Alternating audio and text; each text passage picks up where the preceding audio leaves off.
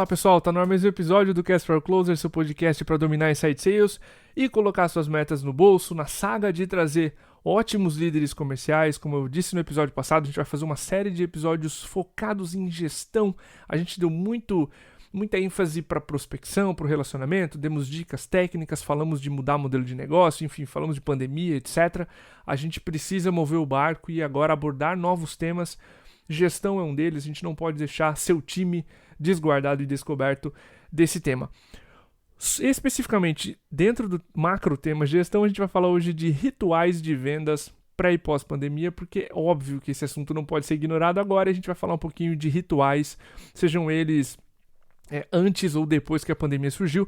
Para falar sobre rituais de vendas, a gente trouxe o Ricardo Aquino, amigo de longa data, cliente da MeTime desde os primórdios. Ele vai falar um pouquinho aqui sobre a carreira dele, enfim, o que ele já fez nessa vida. Ele já foi entrevistado no Cast for Closers, episódio 71.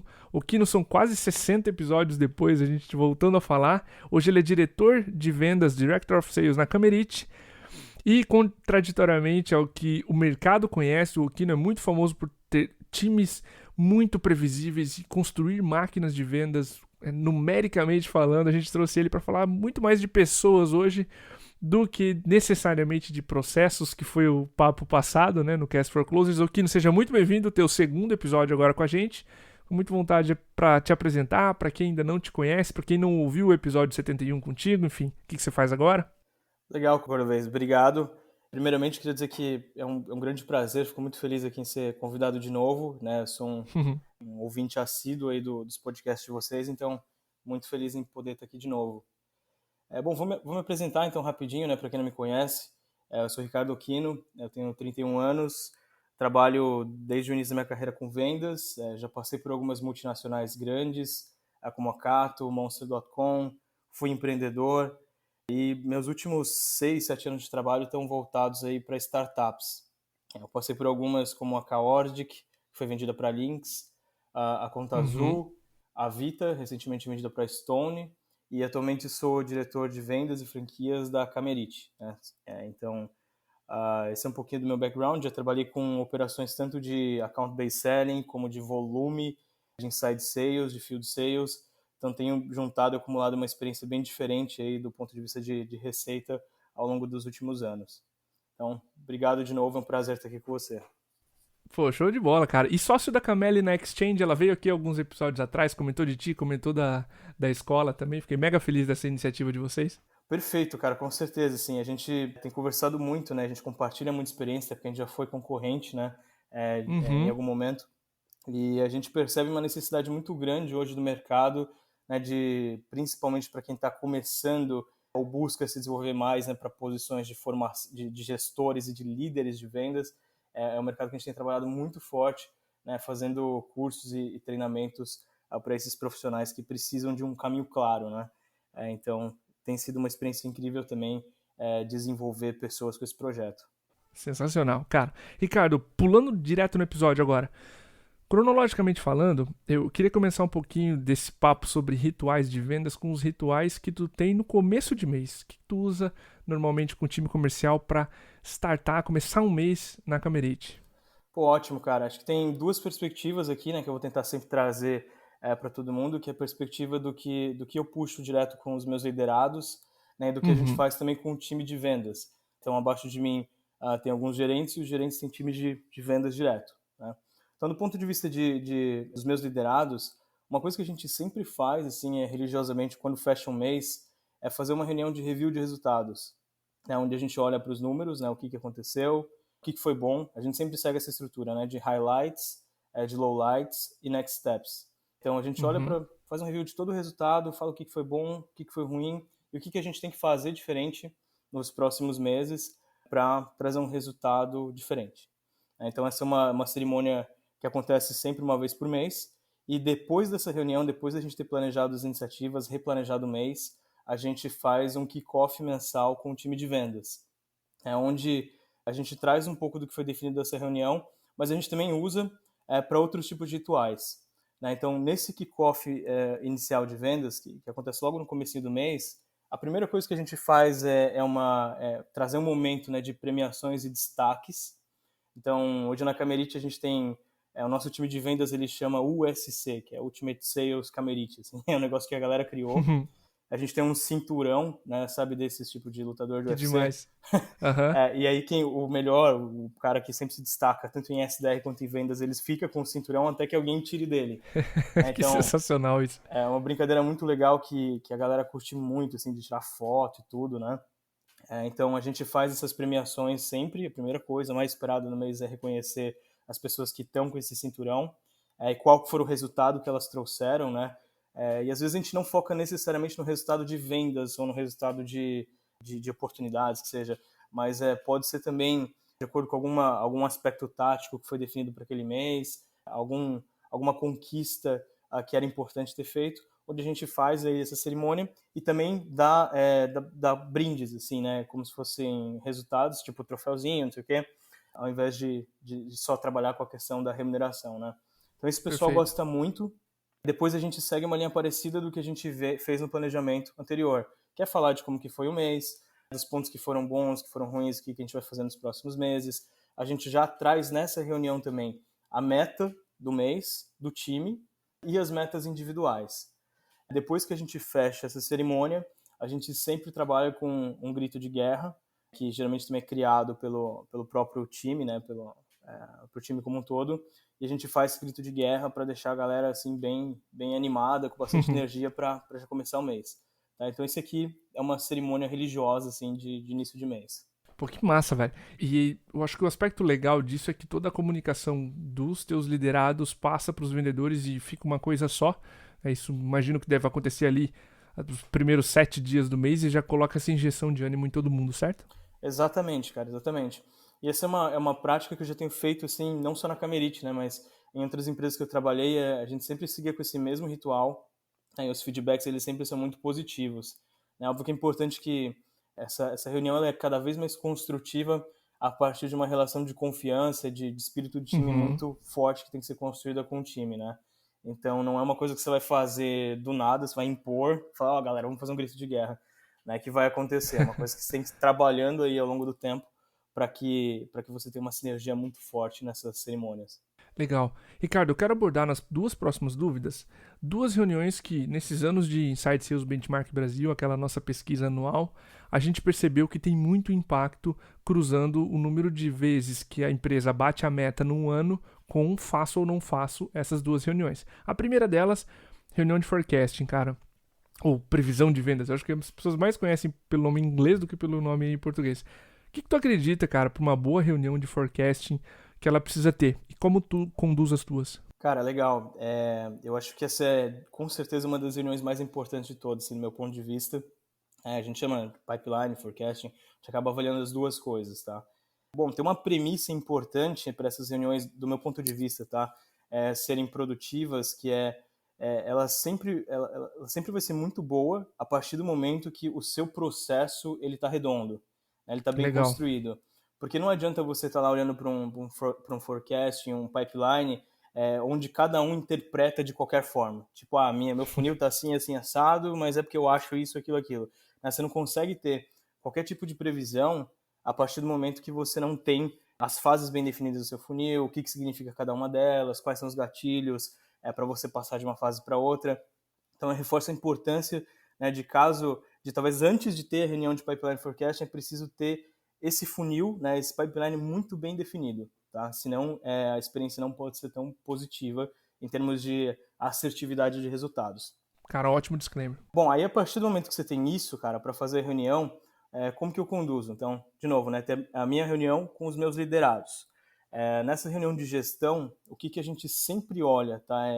Primeiro, a gente olha sistematicamente, né, antes de começar, como que estão os resultados month to date, né? Então, cara, onde a gente está, onde a gente deveria estar hoje e qual que é a meta do mês. Né? Então, só para a gente ter uma ideia do que está acontecendo até agora, a gente olha também todo nosso mês de forma week over week, semana sobre semana. Então, para saber se uma semana foi melhor do que a outra, quanto melhor foi, por que foi melhor. E aí, entrando um pouco mais no forecasting, o que a gente usa de análise mais específica, tá? Uma é olhar para as conversões, né? Então a gente olha sempre para as conversões do mês, mas a gente também olha Uhum. para as conversões cohort.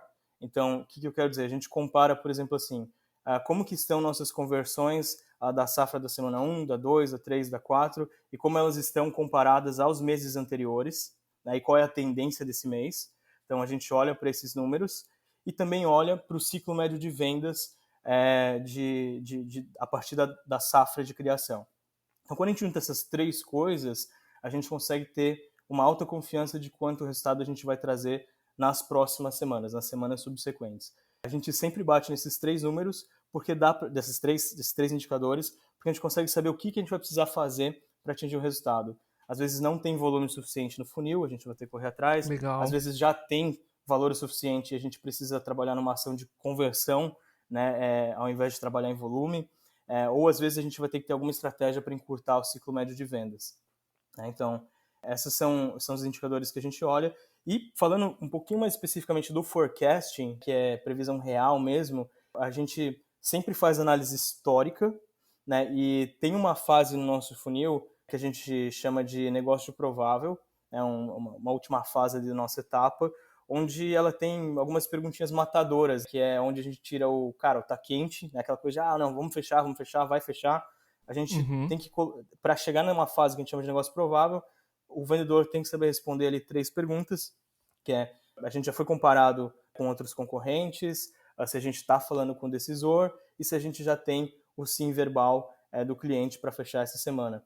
Se a gente tem essas 3 respostas, hoje, todas as contas que chegam nessa fase final de negócio provável, a gente tem 93%, 94% de chance de que vai vender dentro daquele período. Então, a gente sempre olha o pipeline todo, mas a gente também analisa especificamente essa última fase do funil, que é onde a gente compara a taxa de assertividade das duas visões, né? Perfeito. No podcast 71, eu lembro de tu me dar esse conselho. Diego, a gente só faz forecast com negócios que estão na última etapa do funil. Porque lá no começo é fuzzy, é conversa de doido, o cliente adora o diagnóstico, some depois, enfim.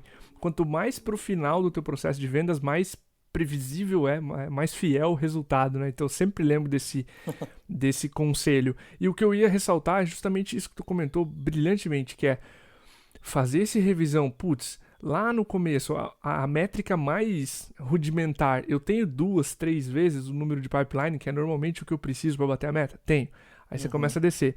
Qual que é a minha taxa de fechamento média? 18%, 19%. Taxa oficial do brasileiro no Inside Sales Benchmark Brasil. Beleza, 19% vezes tudo que eu tenho no meu pipeline. Dá para bater a meta? Dá. Mais aprofundado. Percentual de fechamento nessa última etapa que você mencionou, vezes número de negócios que cada vendedor tem. E isso dá uma previsão muito mais fiel ainda. E aí depois, aquele último nível que você vai com vendedor a vendedor, vendo essas 3 perguntas, né? Que vocês fazem, fantástico. Adorei esses exemplos que tu mencionou. Por favor. Tem uma outra coisa também que eu acho que é bem legal, é importante, né, olhar para as fases finais, para o funil como um todo, né, justamente para a gente ter essas análises, mas tem uma coisa que eu acho muito legal é o desdobramento disso, né, porque uma vez que a gente faz essa análise, que eu faço ela junto com meus gestores, eles descem abaixo para os liderados. E aí quando eles descem para os vendedores, tem uma outra dinâmica que é super importante, né, dentro dessa organização do pipeline, né, que são algumas reviews semanais, né, que o líder faz direto com os vendedores. Como é que são baseados esses reviews semanais que eles fazem com os vendedores? Ele basicamente cria um plano tático para cada um dos vendedores, né, porque cada um tem um desafio diferente, né, alguns têm que melhorar a conversão, outros têm que melhorar isso, aquilo, mas ele faz uma revisão semanal e ele sempre se baseia na média do grupo. Então, o que quer dizer? Vamos supor assim, que o meu líder já identificou, né, que hoje você precisa ter criado, 100 oportunidades até o dia 15 do mês, por exemplo, porque se você não tiver conquistado essas 100 oportunidades, você não vai conseguir bater a tua meta. Então, ele organiza algumas campanhas, né, de semana a semana para dizer o que o vendedor tem que fazer naquela semana. Se ele vai gastar mais energia abrindo novas oportunidades, ou se ele não pode receber mais oportunidades, ele tem que focar mais em fechamento e assim por diante. Legal. Então isso acaba ajudando bastante, né, a ter o drive tático dos vendedores, né, sempre baseados no que ele precisa fazer em um determinado período de tempo. Massa, eu acho que faltava esse aspecto de abordagem, né, dos seus liderados para os vendedores, quais seriam esses rituais. Cara, eu vou entrar num outro ponto, na segunda reunião, tão importante quanto, que a gente viu que tem muito resultado, tem muita influência sobre o resultado, que são reuniões de coaching, reuniões de one-on-ones, enfim, reuniões de feedbacks mais individuais. como vocês fazem na Camerite, e por favor, fica à vontade para colocar os dois níveis, né? Como tu conduz as tuas reuniões de one-on-one com os teus liderados e eles com os seus próprios vendedores. Legal, ótimo. Cara, de uma maneira geral, assim, o meu one-on-one com os meus liderados, a gente faz a cada 15 dias, tá?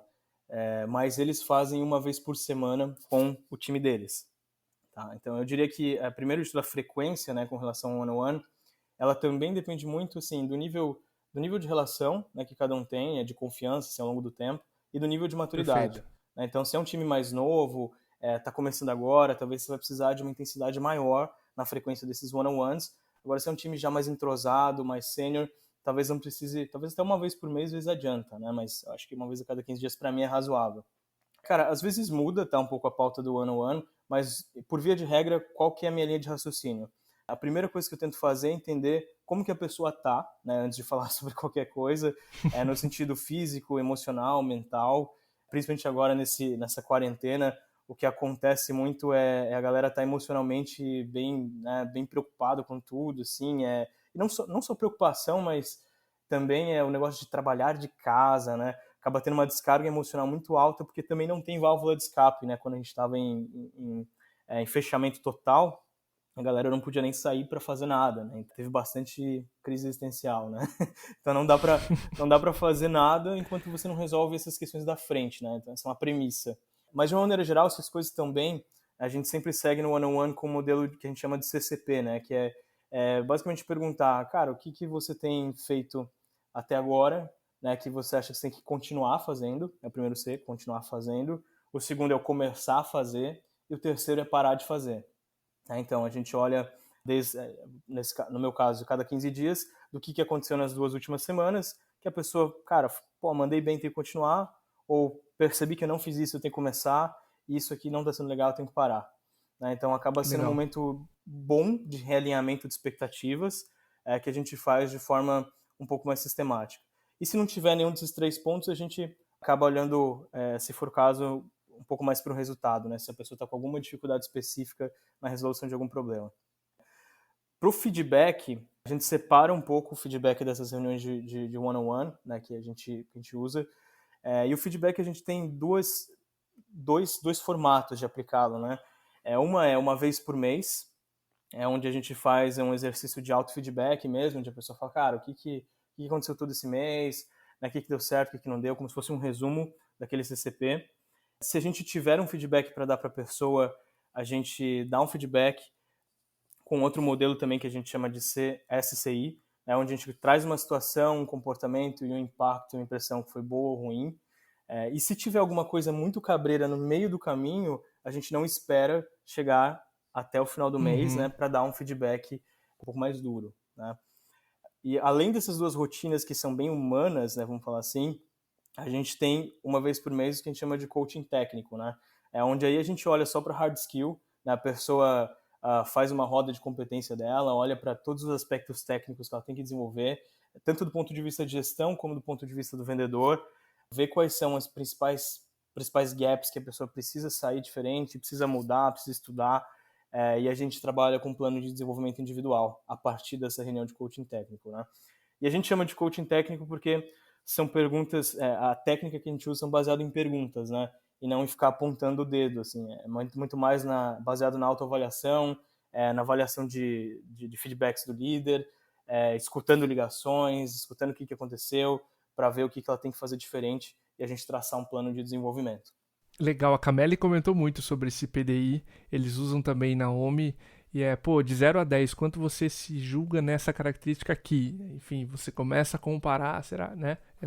Gostei demais da forma como ela explicou o plano de desenvolvimento individual, essa roda de competências, enfim, e o poder que ela tem sobre o protagonismo que o vendedor ou a vendedora tem sobre a sua própria carreira. Não sei se você quer comentar a respeito, mas uma das coisas que ela mais mencionou é isso põe tudo no colo do vendedor para que ele ou ela busque o próximo passo na sua carreira. Com certeza, assim, a gente tem um estilo um pouquinho diferente, né?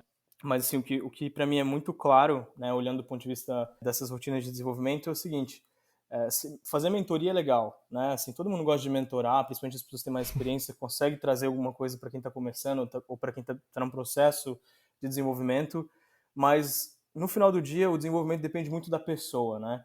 Que tá lá Sim, querendo se desenvolver. E a principal questão que eu vejo, cara, é essa pessoa perceber que ela precisa se desenvolver. É perceber que ela tem um ponto fraco ou um ponto forte que ela precisa explorar mais.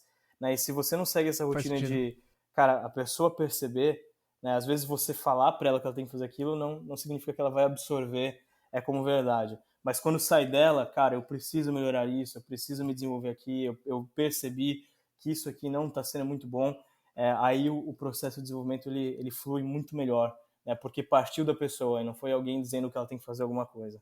Então isso funciona muito bem. Sensacional. Ricardo, cara, a gente falou dessas duas principais reuniões, a gente já falou de rotinas de começar o mês, etc. Uma curiosidade que eu tenho é como é que tu balanceia a tua agenda para equilibrar todas essas reuniões que tu mencionou, várias delas semanais, enfim, como é que tu baliza e pode ser específico no ponto de segunda ou terça, mas pode ser, enfim, como tu preferir. Como é que tu balanceia todas essas reuniões, esses compromissos como gestor comercial? Cara, legal, essa é uma pergunta bastante desafiadora, assim, né? É, mas de uma maneira geral, assim, o que eu tento fazer? Eu vou falar de algumas técnicas que eu uso e de outras como que eu racionalizo minha agenda, tá?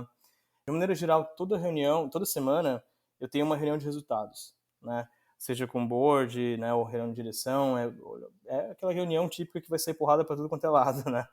Então, ela acontece logo no começo da semana para mim. Então, a primeira coisa que eu faço é ver como é que foi o andamento da reunião, como que funcionou, quais foram os principais pontos levantados, os principais problemas.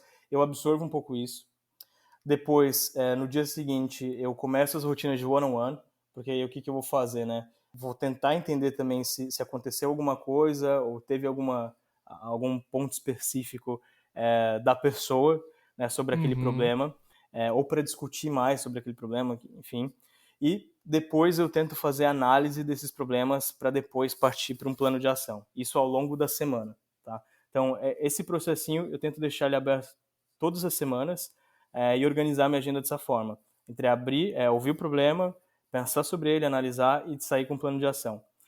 Nesse processo, né, de analisar todos os problemas que aconteceram, depois que eu faço um check com o líder para ver a visão dele, eu tento racionalizar isso, ver quais são os pontos mais importantes do que ele falou, o que eu vejo com maior impacto, e tento perceber quais são as ações que, se a gente priorizar, a gente vai ter um impacto maior. uhum. Né? Não dá para simplesmente fazer tudo ao mesmo tempo, né? Não sei se vocês sofrem disso, mas eu imagino que muitas pessoas devem sofrer, que é, cara, quando você levanta problema, tem 500 milhões de coisas, né? Tem que fazer o playbook, tem que melhorar isso, tem que treinar aquilo, então tem muita coisa para rolar, e eu já percebi que a gente não morre nunca de falta de ideias, né? A gente sempre morre afogado, tipo, tentando fazer 15 coisas ao mesmo tempo e acaba não fazendo nada muito bem. Então, eu trabalho muito, muito, muito na priorização de tudo que a gente discutiu. Né? Eu sempre tento levar os problemas de forma mais racional para discutir com o meu time, ver quais são as ações que a gente realmente acredita que vão trazer mais impacto, né, para resolver aquele problema, qual que é o esforço para a gente desenvolver uma determinada iniciativa ou uma melhoria. A gente coloca isso num planinho de Scrum. Então, a gente trabalha lá com algumas ferramentas, tudo para avaliar tudo que foi planejado, tudo que a gente precisa fazer diferente e tudo que precisa, as principais iniciativas. E, cara, e semanalmente a gente vai seguindo uma review de tudo que a gente combinou e de tudo que a gente tem que fazer, tá? Meio que num modelinho de Perfeito. PDCA, assim. Então, esse é o racional que eu uso de agenda, assim, tá? Mas, evidentemente que eu deixo alguns espaços sempre programados na minha agenda em aberto, né, para caso aconteça algum problema não previsto. E uma dica que eu dou bastante também para todo mundo que está numa cadeira de gestão de vendas é reservar um tempo dentro da sua semana para pensar sobre os problemas. Legal. Como eu conheço bastante gestores de vendas, assim, eu sei que a gente sofre, quase todo mundo, meio que unanimamente, de ansiedade, né? Então, isso é uma coisa séria, né? A ansiedade em excesso, ela pode atrapalhar bastante o time, né? Principalmente quem tá abaixo da gente.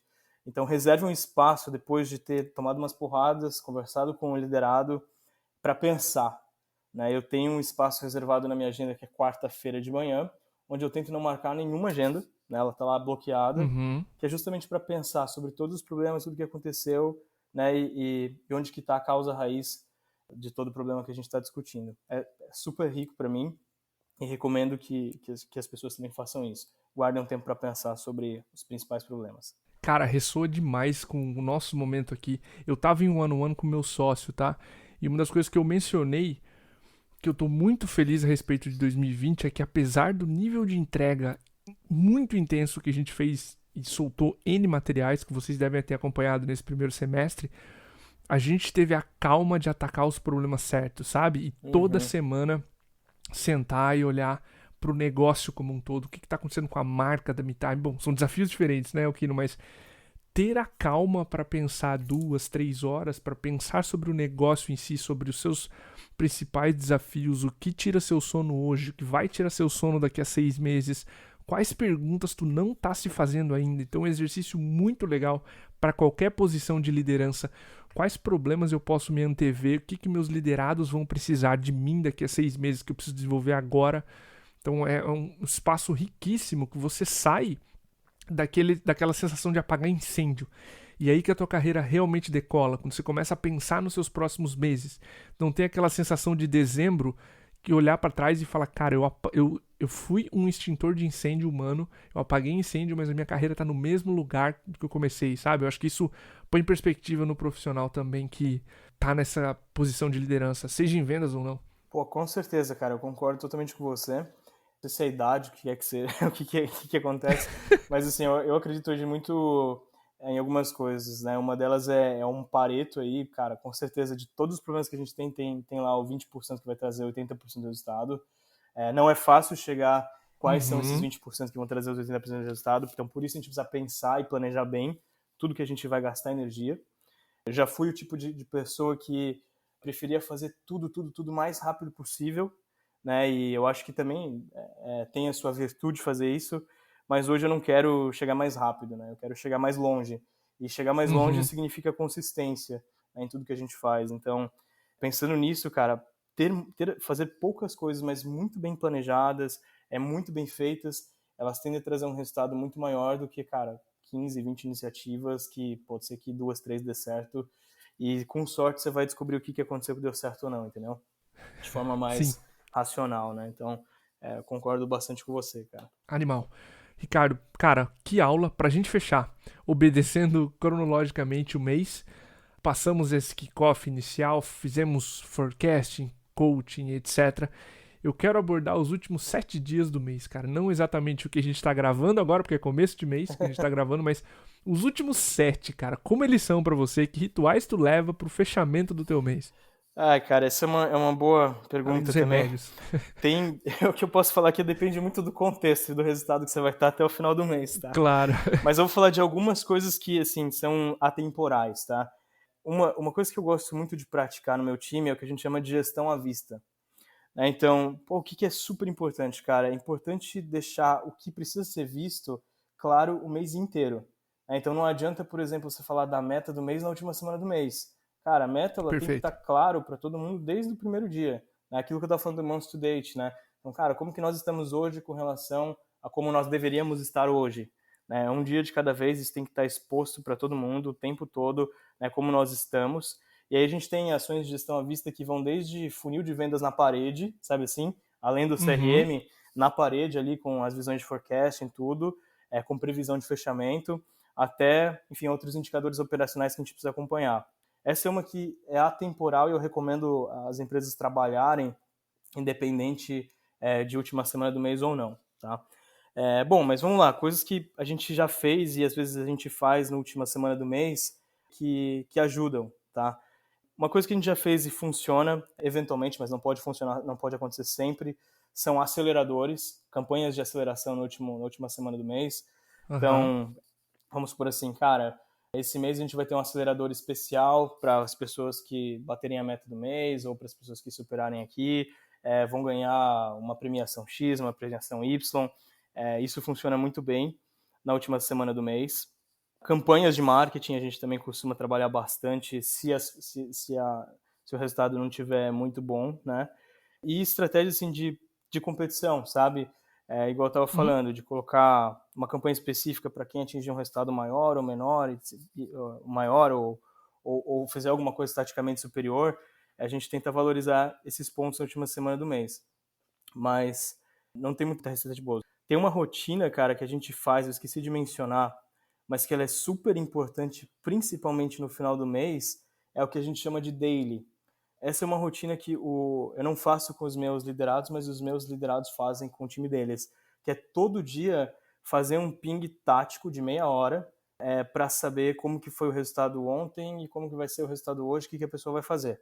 Isso no final do mês, além de... O mês inteiro é importante, mas no final do mês é imprescindível que ele aconteça, né? Porque você já está lá na sua última semana, Claro. você tem um resultado muito específico que você precisa trazer, então tem que ser acompanhado todos os dias, né? E ver e garantir que as coisas estão acontecendo. Essa é uma rotina que eu também recomendo que existam dentro dos times.